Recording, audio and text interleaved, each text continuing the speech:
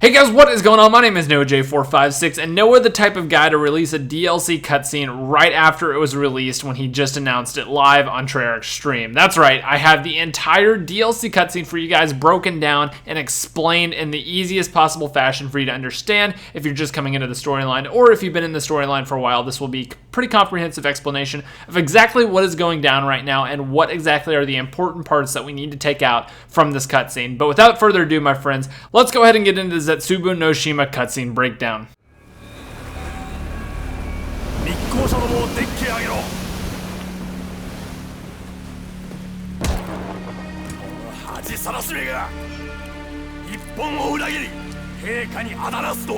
So our shot opens up of our characters out on the high seas on this boat, which is in the middle of this huge storm. Now, our characters are being questioned, or more specifically, Takeo is being questioned by these Japanese soldiers who are speaking in Japanese, which I will get the translations of as soon as I can for you guys, but seemingly, it just seems to me like they're saying, you know, what are you doing here? How did you get here? And we actually know the reason why they're singling out Takeo in this group, and that is because this group of Japanese soldiers actually knows Takeo 1.0. They're confused because now they're seeing this Takeo 2.0, who they didn't even trust Takeo 1.0 in the first place. In the letter to the Emperor, which was kind of decoded under Eisendrache, basically it stated that these soldiers are trying to bar Takeo's progress to the Emperor. Takeo's reporting to the Emperor what this group of Japanese soldiers is doing, and they don't trust him at all. They kind of like seemingly forge a letter from the Emperor telling Takeo to hand over all of his weapons and everything like that. This is Takeo 1.0. They basically trick Takeo 1.0 into giving up all of his weapons, or seemingly trick him, and basically he is left in this group of people who just straight up don't like him and don't trust him, and now they find him on aboard their boat. Now, how our characters got to the boat is a whole other story, which I hope we get answered pretty darn soon, but our characters seem to make their way onto this boat, and they find Takeo, who they don't even trust in the first place. They don't even know that this is Takeo 2.0. There's a different dimension of Takeo, and they find him, and obviously they're going to start questioning him, being like, okay, yo, you're following us around, we told you we don't trust you, we told you we don't like you, and all this stuff, and here you go sneaking onto our boats in the middle of the ocean, which are used for our own secret purposes, yada yada yada. So they're singling out Takeo. This map is definitely going to be about killing the Takeo 1.0 and capturing his soul, but let's go ahead and get a little bit farther on with the trailer. Take it easy, Tak.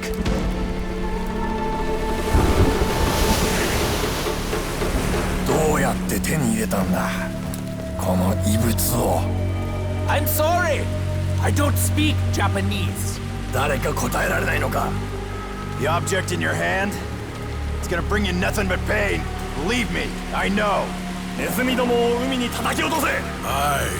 am an envoy of the Emperor himself. So this little chunk right here doesn't have too much information, except that obviously our characters have the summoning key with them, and Dempsey is still a little salty about the fact that, you know, he had just had to end his own 1.0 life. He tells the Japanese soldier holding the thing, it's not going to bring you anything but suffering. Trust me, I know it. And then at the very end of this little clip, Takeo says, I am no traitor. So basically all of these soldiers are accusing him of being a traitor. Obviously being with a German isn't going to be very good for his image here of, you know, not being a traitor and everything like that. But obviously these guys don't know what's going on. They don't know the full story. But anyway, they do accuse him of being a traitor, and then he doesn't really give them much reason to trust him with the action he decides to take next. I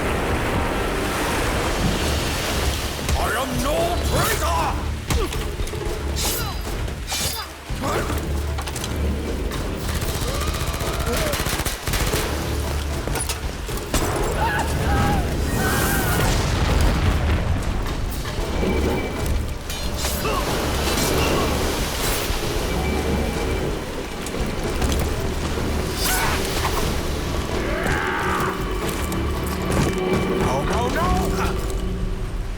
So of course Takeo shows that he is, you know, not a traitor by going ahead and killing the entire crew of the ship for what he believes is right, which, I mean, it makes sense that he does believe in the higher good that Richtofen is kind of leading him to believe, and this is shown absolutely perfectly with the last shot of this clip. It is all of the characters relying so heavily on the summoning key. They are all diving for it. They know that this thing is important, but then again, they only really think it's important because Richtofen is telling them so. It's been one theme that's been kind of reassuring and kind of coming back over and over, is that Richtofen is this all-knowing guy. They keep trusting him over and over, but when has that ever led them to something good? You know, it's a little bit different this time around because at least Richtofen knows that he's not like this evil, crazy doctor, but again, our characters are trusting him and trusting his judgment, and you can see that by how much they all go for the summoning key when it starts rolling across the floor. So, very, very interesting aspect of that there. Let's go ahead and go on a little bit farther. That was close. Yes, a little too close. We must go, now!